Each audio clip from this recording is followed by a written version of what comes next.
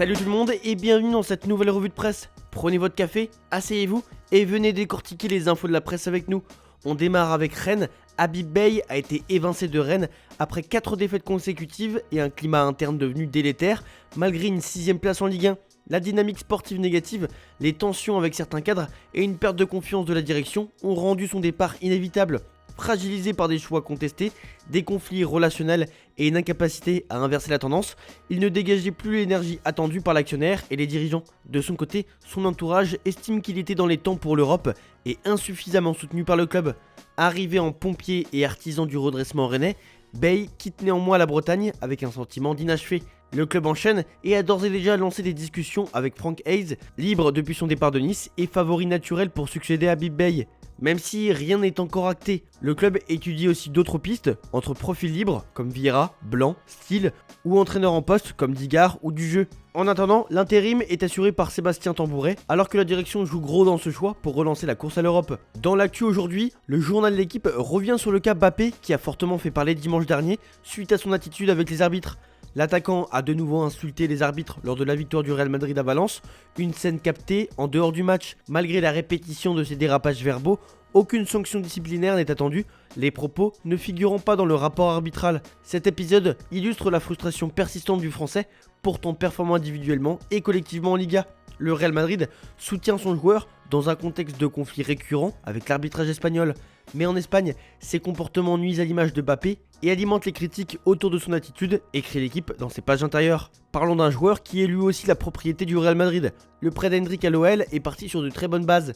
Mais à l'heure où des rumeurs sur le futur du Brésilien fleurissent, l'agent du joueur a été clair à ce sujet. Interrogé par Win-Win, l'agent du joueur Thiago Freitas a fait le point sur la situation de son protégé dans des propos relayés par AS, à commencer par le faible temps de jeu offert à Hendrick à Madrid.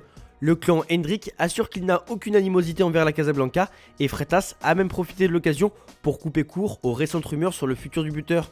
À la fin de la saison, Hendrick quittera l'OL et fera son retour dans la capitale espagnole où il est sous contrat jusqu'en 2030. On reste dans de l'actualité française avec le Parisien qui parle d'un Paris Saint-Germain qui a retrouvé ses muscles. Les individualités sont de retour au top, dont Dembélé qui a porté le PSG avec un doublé et une passe D contre l'OM.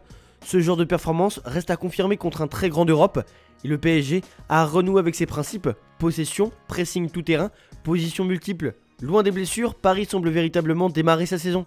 Et en dehors des terrains, ce sont les supporters qui font beaucoup parler. Après les chants et banderoles du Classico, que risque le PSG ? Que ce soit les chants contre les Marseillais, mais aussi les banderoles, les supporters parisiens ont sorti le grand jeu au Parc des Princes dimanche soir. La banderole avec un livreur a beaucoup fait parler. D'ailleurs, l'entreprise de livraison DPD s'est totalement désolidarisée de cette action. Et comme évoqué dans le JT hier, selon le Parisien, le PSG va être convoqué par la commission de discipline de la Ligue, probablement le 19 février. Le club pourrait risquer, dans le pire des cas, un huis clos complet, voire un retrait de points. On ferme cette une avec une information assez inattendue et lunaire. Franck Ribéry est cité dans les dossiers Epstein. Le nom de l'ex-international français apparaît dans la déposition d'une plaignante, rendue publique par la justice américaine. Dans ce document, la plaignante affirme notamment que Franck Ribéry aurait tenté de la frapper à son domicile. Il aurait demandé, avec son avocat Sylvain Cormier, d'apporter des filles mineures de 14 ans dans un lieu de divertissement. Franck Ribéry serait lié toujours selon elle. Il s'agit d'accusations écrites dans un témoignage, sans décision de justice, mise en examen ou condamnation à ce stade. Par ailleurs, comme évoqué, Sylvain Cormier, avocat de Karim Benzema, apparaît dans ces documents. Il est mentionné dans des contextes sensibles liés aux mineurs et décrit comme collaborant avec Ribéry selon certains extraits. Comme Franck Ribéry, son appartenance au monde de la prostitution n'est plus à démontrer à travers son sbire Sylvain Cormier, avocat pénaliste à Lyon. J'ai été battu par ce dernier, il a dit « Mais c'est Franck qui me demande de faire ça ». Peut-on lire. Allez, partons d'Angleterre et parlons de choses plus positives avec Michael Carrick qui fait rêver les fans de Manchester United. Le club anglais revit depuis la prise de pouvoir de Michael Carrick, auteur d'un impact immédiat et spectaculaire avec 4 victoires consécutives en Première Ligue, dont des succès face à City et Arsenal en redonnant confiance au groupe et en remettant les joueurs à leur meilleur poste. Sans effet d'annonce ni ego, Carrick a transformé l'équipe, fait progresser plusieurs individualités clés et recréé une dynamique positive à Old Trafford au point de relancer le débat sur sa nomination définitive. Malgré la prudence de la direction qui explore d'autres pistes jugées risquées ou incohérentes, toutes les preuves plaident en faveur d'une confirmation immédiate. Attendre l'été ne ferait que semer le doute et casser l'élan actuel.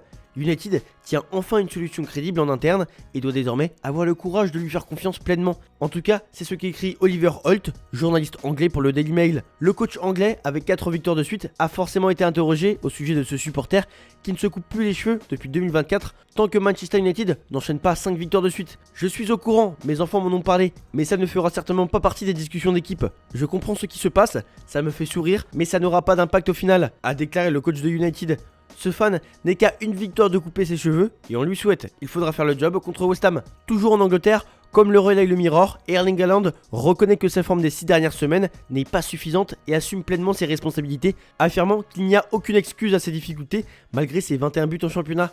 Muet dans le jeu sur ses 8 derniers matchs de Première Ligue, le Norvégien promet de hausser le ton pour répondre aux attentes de Manchester City et de Pep Guardiola. Lionel Messi fait les gros titres en Catalogne, l'Argentin, désormais à l'Inter Miami, ne compte pas s'impliquer activement dans les élections présidentielles du FC Barcelone et ne rencontrera aucun candidat désireux de rester à l'écart du processus tout en suivant de loin l'actualité du club.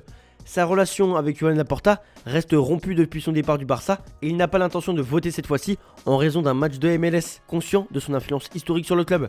Il envisage de revenir à Barcelone une fois son contrat américain terminé et souhaite s'impliquer dans la direction sportive sous un président en qui il aurait confiance. Julián Alvarez est lui aussi lié à ces élections. Vous allez me dire, il est joueur de l'Atlético. Quel rapport ?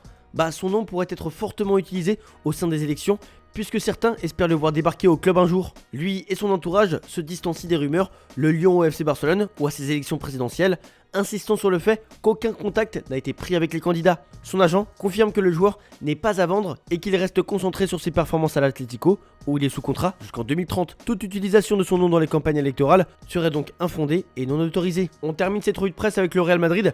Comme l'indique Marca, Arbeloa a ses 3 gardes du corps. Le coach a solidifié le noyau du Real Madrid en s'appuyant sur Tchouaméni, Camavinga et Valverde pour assurer l'équilibre et la sécurité lors de la victoire à Mestalla, où l'équipe a pris le contrôle et limité les risques. Cette organisation a permis à Güler de s'épanouir dans la création, tandis que Mbappé s'est adapté à l'aile gauche et a inscrit le 2e but. Malgré l'absence de joueurs clés comme Vinicius, Rodrigo et Bellingham, Madrid a enchaîné sa 7e victoire consécutive en Liga, mais il y en a un qui n'est clairement pas heureux de la situation. Dani Carvajal traverse une période délicate au Real Madrid, relégué sur le banc malgré la victoire contre Valence. Il est encore affecté par la grave blessure au genou subie en octobre 2024 qui a compromis ses performances. Selon Sport, la situation a exacerbé les tensions avec Arbeloa qui privilégie la prudence avec les jeunes comme David Jiménez et Alexander Arnold au détriment du capitaine. Carvajal se sent lésé, estimant avoir fourni assez d'efforts pour éviter cette situation. Avec la Coupe du Monde imminente et la fin de son contrat en juin, l'incertitude plane sur son avenir sportif. Le divorce entre les deux vétérans du vestiaire semble désormais consommé, ce qui marque une rupture définitive dans la hiérarchie du Real. Surtout que, rappelez-vous, Arbeloa était le remplaçant de Carvajal au Real il y a plus de 10 ans. Voilà, c'est tout pour aujourd'hui. Bonne journée à tous, merci pour votre fidélité et on se retrouve en fin d'après-midi pour le JT Foot Mercato. Ciao ciao.